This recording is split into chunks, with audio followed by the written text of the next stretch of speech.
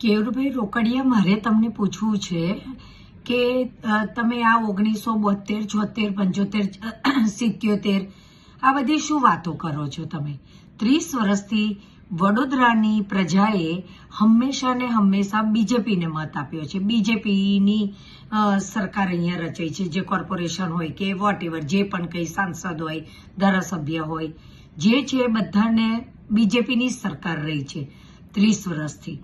ગુજરાતમાં 30 વર્ષથી ભાજપની સરકાર છે, બરાબર?